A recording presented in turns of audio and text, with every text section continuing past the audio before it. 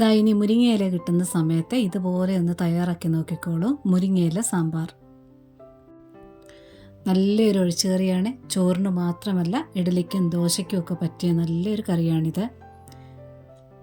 ഇനി ഇതെങ്ങനെയാണ് തയ്യാറാക്കിയെടുക്കുന്നതെന്ന് നോക്കാം.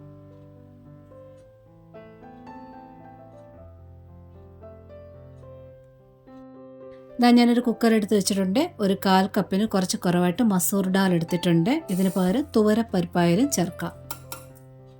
1/4 കപ്പിന് ഫുള്ളായിട്ട് എടുത്തിട്ട് അതിൽ നിന്നും ഒരു 3 സ്പൂൺ മാറ്റിയ അളവാണ്. ഇതാ നല്ലവണ്ണം കഴുകി എടുത്തുകൊണ്ട് വന്നിട്ടുണ്ട്. ഇനി ഇതിലോട്ട് ഒരു 3 പച്ചമുളക് ചേർക്കുക, 2 തക്കാളി ചേർക്കുക. ഇനി ഒരു മീഡിയം സൈസ് സവാളയുടെ 1/4 ഭാഗം മാത്രം ചേർക്കുക. ഇനി കുറച്ച് മഞ്ഞൾപ്പൊടി കൂടി ചേർക്കാം. ഇനി ഒരു 3-4 നുള്ള് കായപ്പൊടി കൂടി ചേർക്കുക. 1 ഗ്ലാസ് വെള്ളം ഒഴിച്ചിട്ടുണ്ട്. നന്നായിട്ട് ഇത് വേവിച്ചെടുക്കണം. മസൂർ ഡാൽ ആയത് കാരണം പെട്ടെന്ന് വെന്ത് കിട്ടും. ഒരു 3-4 വിസിലടുപ്പിച്ച് വേവിച്ചെടുക്കുക. നന്നായിട്ട് വെന്ത് കിട്ടണം. ഡാൽ കുറച്ച് നേരം ഒന്ന് കുതിർത്ത് വെച്ചിട്ട് വിസിലടുപ്പിക്കാമെങ്കിൽ ഇതിലും പെട്ടെന്ന് വെന്ത് കിട്ടും. ഇതാ നന്നായിട്ട് വെന്ത് വന്നിട്ടുണ്ട്. നല്ലവണ്ണം ഇളക്കിയെടുക്കുക. ഒന്നുകൂടി ഒന്ന് ഉടഞ്ഞു വിട്ടിട്ട് ഇതാ മാറ്റി വയ്ക്കുക. ഇതാ ഒരു ചട്ടി വെച്ചിട്ടുണ്ട്. കുറച്ച് എണ്ണ ഒഴിക്കുക, കടുകിടുക, ഒന്ന് പൊട്ടി വരട്ടെ. ഇനി ഒരു 3-4 വറ്റൽമുളക് ചേർക്കാം. കൂടെ തന്നെ ഒരു 5-6 വെളുത്തുള്ളി ചതച്ചത് ചേർക്കുക. ഒന്ന് ഇളക്കി കൊടുക്കുക. വറ്റൽമുളക് പാകത്തിനൊന്ന് മൂത്ത് വരുന്ന സമയം വരെ ഒന്ന് ഇളക്കി കൊടുക്കുക. കൂടെ തന്നെ വെളുത്തുള്ളി ഒന്ന് ചെറുതായിട്ടൊന്ന് മൂത്ത് വന്നോളും. ഇനി ഇതിലോട്ട് ഒരു 1/2 കപ്പ് ചെറുള്ളി ചേർക്കുക. കൂടെ തന്നെ കുറച്ച് ഉപ്പ് ചേർക്കുക. പെട്ടെന്ന് ഉള്ളി വഴന്ന് കിട്ടും. കുറച്ച് മഞ്ഞൾപ്പൊടി കൂടെ ചേർക്കുക.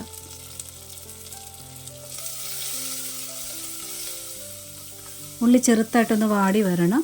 ഇളക്കിക്കൊണ്ട് നിൽക്കണമെന്നില്ല. ഉപ്പൊക്കെ ചേർത്താണ് പെട്ടെന്ന് വഴന്ന് കിട്ടിക്കോളും. തീയെ നല്ലോണം കുറച്ചിട്ടിട്ട് മൂടി വെച്ചാലും മതി. പെട്ടെന്ന് വഴന്ന് കിട്ടിക്കോളും. ഇതാ ഞാനൊന്ന് മൂടി വെക്കുകയാണ്. തീ നന്നായിട്ട് കുറച്ചിടണം. അതൊന്ന് ശ്രദ്ധിക്കുക. ഇത് ഏകദേശം 1 മിനിറ്റിനുള്ളിൽ തന്നെ നല്ലോണം ഇത് വഴന്ന് കിട്ടിയിട്ടുണ്ട്. കളറൊക്കെ മാറിയിട്ടുമുണ്ട്. ഇത്രയും മതിയാകും.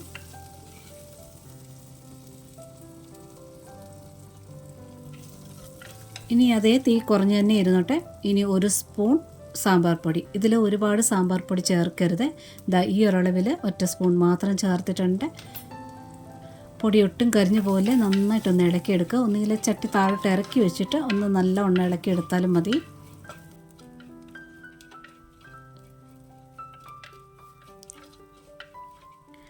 പൊടി ചൂടായിട്ടുണ്ട്. ഇത്രയും മതിയാകും. ഇനി ഇതിലോട്ട് മുരിങ്ങയില ചേർക്കാം. ഞാൻ കഴുകി വൃത്തിയാക്കി വെച്ചിരിക്കുന്ന മുരിങ്ങയില ഒന്ന് അരിഞ്ഞിട്ടാണ് ചേർക്കുന്നത്. 2 പിടി ചേർക്കുന്നുണ്ട്. ഇതിന് നല്ലവണ്ണം ഇളക്കി എടുത്താൽ മതി. ഒത്തിരി ഇട്ട് വഴറ്റരുത്.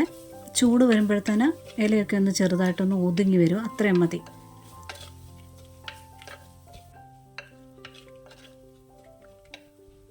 ഇനി ഇതിലോട്ട് വേവിച്ച് വെച്ചിരിക്കുന്ന പരിപ്പ് കൂട്ടി ചേർക്കാം.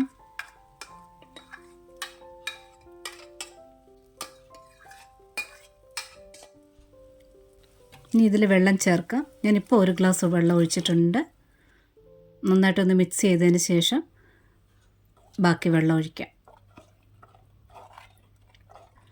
ഈ സാമ്പാർ ഒരുപാട് അങ്ങ് കട്ടിക്കെടുക്കരുത്. ഇതിപ്പോൾ ഇച്ചിരി കുറുകിയാണ് ഇരിക്കുന്നത്. കുറച്ചുകൂടി വെള്ളം ഒഴിക്കുക. ഒരു 3/4 ഗ്ലാസ് അല്ലെങ്കിൽ 1 ഗ്ലാസ് കൂടെ ഒഴിക്കാം. ഇത് വെള്ളത്തിൻ്റെ അളവ് ഈ ഒരു പരുവത്തിൽ ലൂസാക്കിയിട്ടുണ്ട്. ഇനി 2-3 ഐറ്റം കൂടെ ചേർക്കാനുണ്ട്.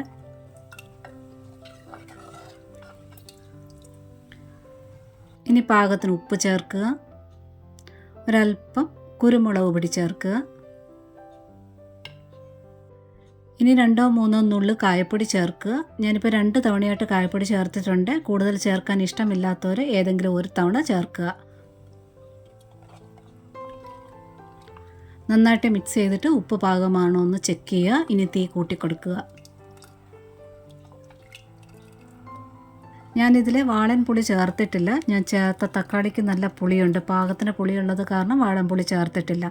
അഥവാ നിങ്ങൾക്ക് കുറച്ചുകൂടി പുളി വേണമെന്നുണ്ടെങ്കിൽ വാളൻപുളി പിഴിഞ്ഞതൊഴിക്കാം. ഇല്ലെങ്കിൽ തക്കാളിയുടെ എണ്ണം കൂടുതൽ ചേർത്തുകൊണ്ട് പുളി നിങ്ങൾക്ക് പാകമാക്കാം.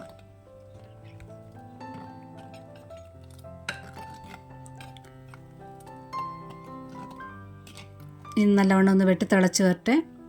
മുരിങ്ങയില പെട്ടെന്ന് വെന്ത് കിട്ടിക്കോളും. സാമ്പാർ പൊടിയൊക്കെ ഒന്ന് യോജിച്ച് കിട്ടിയാൽ മതി. നല്ലവണ്ണം വെട്ടി തിളപ്പിച്ചിട്ട് ഒരുപാട് നേരം വേണ്ട, 1 മിനിറ്റിനുള്ളിൽ തന്നെ റെഡിയാകും. മൂടി വെക്കണമെന്ന് ആവശ്യമില്ല.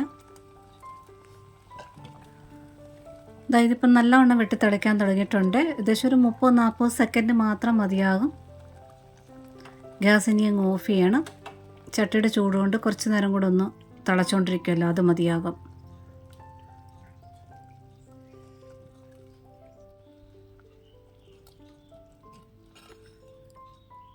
ഇത്രയേ ഉള്ളൂ ഈ ഒരു കറി. നല്ല സൂപ്പർ കറിയാണ്. മുരിങ്ങയില കിട്ടുമ്പോൾ ഇതുപോലെ ഒന്ന് തയ്യാറാക്കി നോക്കിക്കോളൂ.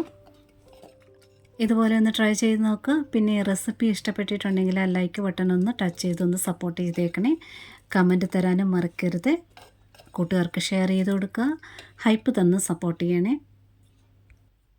സബ്സ്ക്രൈബ് ചെയ്യാതെ കാണുന്നവരുണ്ടെങ്കിൽ ഒന്ന് സബ്സ്ക്രൈബ് കൂടി ചെയ്തേക്കണേ. നോട്ടിഫിക്കേഷൻ ബെൽ ബട്ടണിലെ ഓൾ ഓപ്ഷൻ ഒന്ന് ടിക്കാക്കി ഇടാനും മറക്കരുത്. ഒരുപാട് സ്നേഹത്തോടെ താങ്ക്സ് ഫോർ വാച്ചിങ്.